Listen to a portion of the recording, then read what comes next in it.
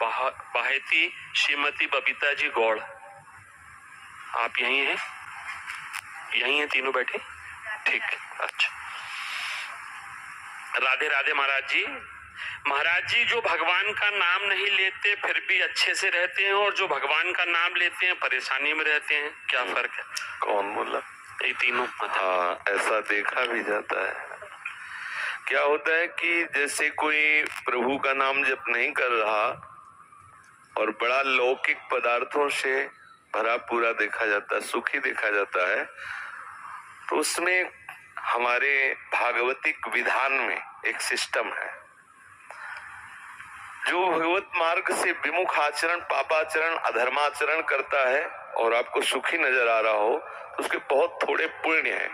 उनको भुगाने के लिए पहले हमारे संविधान, भागवतिक संविधान में उसके पुण्य नष्ट कर, क्योंकि जब उसे दुख मिलेगा तो पुण्य उसका सहयोग कर देगा, इसलिए पहले उसके सहयोगी का नाश किया जाता है। उसका सहयोगी जो सुकृत है उसको दे दिया गया। अब वो पापाचरण में और उन्मत्त हो गया।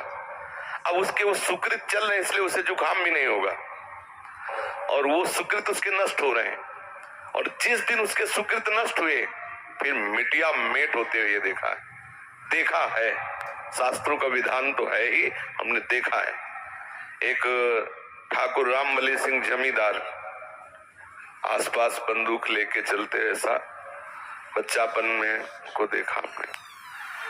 वैसे मतलब अपने गर्भ में रहते थे कि किसी को कुछ नहीं मानते थे। एक गरीब ब्राह्मण था जिसकी उन्होंने संपत्ति का अपहरण किया, तो वो गया और हाथ जोड़ा कि लंबरदार, गांव में ठाकुर जमींदार को ऐसे प्यार भाषा में बोले, लंबरदार, आप तो राजा हो, आप तो ठाकुर हो, आप तो जमींदार हो, गरीब ब्राह्मण है, उतने से ही परिवार चलता था, आप गालियां बके।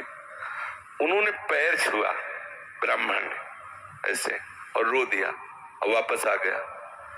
जानते हो, आज उनके कुल में कोई पानी देने वाला नहीं। कुछ ही दिनों में बड़ा लड़का भयंकर कैंसर से बीमार हुआ, मर गया।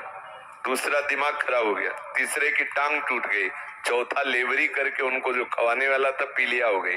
और आप अफीम के इतने नशेबाज बन गए कि धीरे धीरे सब, जहां उनके आगे पीछे बंदूक लेके चलते तो अब मक्खी उड़ाने वाला कोई नहीं रहा, और पशु की तरह मरे जब कोई फेंकने वाला नहीं।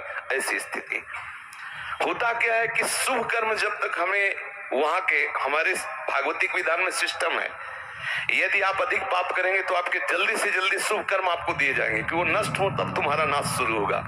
और जब आप भागवतिक कार्य करते हैं तो देख लिया गया ना कि आप संभल रहे हो, तो आपको कोई बाधा ना पहुंचा सके, इसलिए आपके जो पाप कर्म है उनको फेंक दिया गया कि उधर से खाली करो।